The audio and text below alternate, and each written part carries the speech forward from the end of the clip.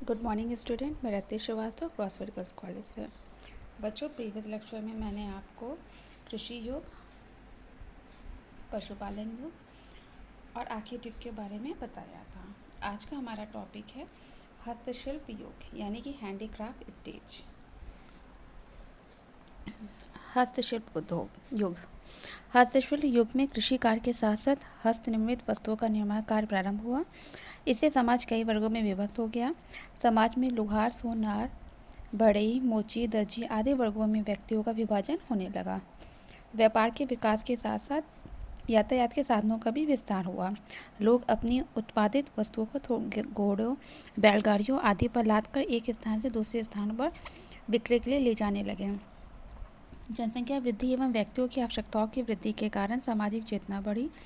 विनिमय में होने वाली समस्याओं ने मुद्रा के प्रचलन को प्रारंभ किया।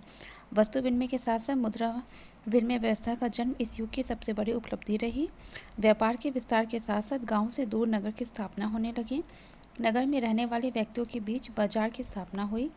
व्यापार के विस्तार से इस युग में सभ्यता ने अत्यधिक सुधार किया। परिणामतः एक शिक्षित समाज का निर्माण प्रारंभ हो गया। हस्तशिल्प युग या हस्तकला का युग। हस्तकला का युग में क्या हुआ था? सभ्यता का विकास एवं जनसंख्या वृद्धि और सामाजिक जीवन के कारण मनुष्य की आवश्यकताओं में क्या होने लगी? धीरे धीरे वृद्धि होने लगी। कृषि के विकास के साथ साथ हस्तशिल्प कला को भी प्रोत्साहन मिलता गया। धीरे धीरे कुटीर उद्योग धंधों की स्थापना हुई। विकार कुशलता के आधार पर मनुष्य के कार्यों का भी विभाजन हो गया, जिसके कारण लोहार, बढ़ई, सुनार, कुम्हार, धोबी, दर्जी आदि जातियां बन गई। इस समय मशीनों का आविष्कार नहीं हुआ था। प्रत्येक वस्तु स्वयं निर्मित की जाती थी और उत्पादन जो था वो छोटे पैमाने पर स्थानीय आवश्यकताओं की पूर्ति हेतु ही किया जाता था।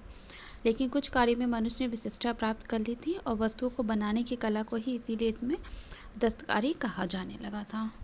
इस युग में ही सबसे पहले मुद्रा का आविष्कार हुआ था और जो एक समाज था वो शिक्षित समाज का निर्माण भी इसमें प्रारंभ हो चुका था। इस युग की विशेषताएं। इस युग की सबसे पहली विशेषता क्या है कि इस युग में छोटे छोटे उद्योगों की स्थापना होने लगी थी, यानी कि छोटे छोटे उद्योग धंधों की स्थापना इस युग में की गई थी। फिर नेक्स्ट है, समाज कई वर्गों में विभक्त हो गया था, यानी कि समाज को कई वर्गों में विभक्त किया गया था, जैसे लोहार, बढ़ई, धोबी, दर्जी, मोची आदि। और व्यक्ति जिस कार्य में अपने को सक्षम और निपुण समझता था वो उसी कार्य को सिर्फ करता था। फिर इसमें नेक्स्ट है, व्यापार के विस्तार में परिवहन के साधनों का भरपूर प्रयोग होने लगा। व्यक्ति अपने उत्पाद को दूर दराज अच्छी कीमतों पर बेचने के लिए भ्रमण करने लगा। इसमें क्या हुआ? व्यापार का विकास हुआ और व्यापार के विकास और विस्तार के लिए परिवहन के साधनों का प्रयोग किया गया और वे अपनी द्वारा बनाए गए उत्पाद को अलग अलग जगहों पर बेचने के लिए एक जगह से दूसरी जगह भ्रमण करने लगे। फिर नेक्स्ट है, नगर की स्थापना हुई जिससे कि बाजार व्यवस्था प्रारंभ हुई। फिर उसके बाद नेक्स्ट वन है, वस्तु विनिमय के साथ साथ मुद्रा विनिमय की भी व्यवस्था आरंभ हुई। फिर नेक्स्ट है, उत्पादन का पैमाना बढ़ने पर समाज में रहने वाले बेरोजगार व्यक्ति दूसरों के यहाँ जाकर कार्य करने लगे, जिससे बड़े पैमाने पर श्रमिक वर्ग का उदय हुआ। इस युग में क्या हुआ था? उत्पादन का जो पैमाना था वो बहुत बढ़ गया था और समाज में जो बेरोजगार व्यक्ति थे वो दूसरे के यहाँ जाकर के भी काम करने लगे, जिससे कि बड़े पैमाने पर श्रमिक वर्ग का भी उदय हुआ।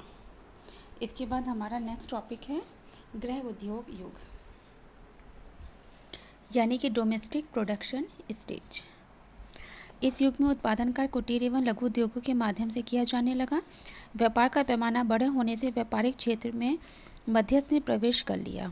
उत्पादक वर्ग माल का उत्पादन करके मध्यस्थों के माध्यम से उपभोक्ताओं तक उपलब्ध कराने लगे। व्यापार के विस्तार एवं उत्पादन के बड़े बड़े पैमाने ने माप तौल की व्यवस्था को भी आरंभ किया। विनिमय में वस्तु विनिमय के साथ साथ मुद्रा विनिमय व्यवस्था पहले से प्रारंभ हुई थी। इसी कारण बाजार का विस्तार इस युग में तीव्र गति से हुआ। मुद्रा के प्रचलन ने समाज को न केवल मालिक श्रमिक वर्ग में बांटा बल्कि समाज धनी व निर्धन वर्गों में भी बढ़ता गया। पूंजीपति वर्ग का प्रभाव एवं दबाव श्रमिक वर्ग पर पड़ा, जिससे भेदभाव की व्यवस्था ने समाज में शोषण व्यवस्था को जन्म दिया। गृह उद्योग युग। गृह उद्योग युग में क्या होता था? गृह उद्योग युग को ही गिल्ड प्रणाली के समाप्त होने के बाद हुआ था। गिल्ड प्रणाली क्या था? धीरे धीरे काफ़ी आर्थिक शक्ति अर्जित कर लेता, जिसके उपयोग वे कारीगर के शोषण करने के लिए करने लगे थे। दस्तकार अपने परिवार के सदस्यों की सहायता से माल तैयार करने लगे और इन्हें राजा महाराजाओं का संरक्षण भी प्राप्त हुआ। मुद्रा तथा नापतोल की पद्धतियों के विकास हुआ। वस्तु विनिमय की कठिनाइयों का भी निवारण हुआ। सभी वस्तुओं का निर्माण घर पर होने के कारण इसलिए इस युग को गृह उद्योग युग भी कहा जाता है। इस युग की विशेषताएं। गृह युग की पहली विशेषता क्या है कि इस युग में मुद्रा का तेज प्रसार हुआ। वस्तु विनिमय व्यवस्था की कमियों ने विनिमय के क्षेत्र में मुद्रा विनिमय को अधिक प्रचलन में लाने का प्रयास किया। यानी कि इस युग में मुद्रा का प्रसार हुआ था, जिसके कारण वस्तु विनिमय की जो कठिनाइयाँ थी उनको मुद्रा ने आसानी से दूर कर दिया था। फिर नेक्स्ट है, छोटे छोटे पैमाने में उद्योगों की स्थापना हुई। गृह उद्योगों में यंत्रों की सहायता से उत्पादन का पैमाना बड़ा करने का प्रयास किया जाने लगा। इस युग में छोटे छोटे उद्योग धंधों की स्थापना की गई और गृह उद्योगों में यंत्रों की यानी कि मशीनों की सहायता से उत्पादन को और बढ़ाया गया। फिर नेक्स्ट है, उद्योगों की स्थापना ने व्यापार का विस्तार किया, किंतु समाज को दो वर्गों में विभाजित करने का प्रयास भी किया। इस युग की सबसे बड़ी कमी थी समाज का एक वर्ग पूंजीपति वर्ग के रूप में और दूसरा वर्ग श्रमिक वर्ग समाज का गरीब वर्ग की श्रेणी में रखा गया। यानी कि बड़े बड़े उद्योग धंधों की स्थापना की गई, जिससे व्यापार का भी विस्तार हुआ। और व्यापार का विस्तार होने के कारण क्या हो गया, समाज को दो वर्गों में विभाजित कर दिया गया। एक वर्ग पूंजीपति वर्ग हो गया और दूसरा क्या हो गया, श्रमिक वर्ग हो गया। फिर नेक्स्ट है, आर्थिक संपन्नता ने व्यक्ति के रहन सहन के स्तर में परिवर्तन किया। व्यक्ति शिक्षा व्यवस्था पर अधिक ध्यान देने लगे। उनके जीवन स्तर में सुधार ने सभ्य समाज की स्थापना पर बल दिया। यानी कि इसमें बड़े बड़े उद्योग धंधों की स्थापना हुई, जिसके कारण व्यक्ति आर्थिक संपन्न हो गए और उनके रहन सहन के स्तर में भी परिवर्तन हुआ। इसके बाद नेक्स्ट है, विनिमय व्यवस्था के माध्यम वर्ग का भी जन्म हो गया। उत्पादक वर्ग अपनी उत्पादित वस्तु को उपभोक्ता तक पहुंचाने में मध्यस्थ का सहारा लेने लगे। इस युग में मध्यस्थों के भी वर्ग का उदय हुआ। इसमें क्या हुआ, जो उत्पादक थे यानी कि जो अपने माल का उत्पादन करते थे, वो मध्यस्थ की सहायता से उसको उपभोक्ता तक पहुंचाते थे। फिर नेक्स्ट है, माप तौल की प्रणाली का आविष्कार भी इस युग की महत्वपूर्ण उपलब्धि मानी जा सकती है। यानी कि गृह उद्योग युग में माप तौल की प्रणाली का आविष्कार भी किया गया। प्रत्येक वस्तु की माप तौल निश्चित करके ही उसका मुद्रा विनिमय व्यवस्था में विनिमय किया गया। इसके बाद नेक्स्ट है हमारा वर्तमान औद्योगिक युग। इसे हम अपने नेक्स्ट लेक्चर में डिस्कस करेंगे। थैंक यू बच्चों।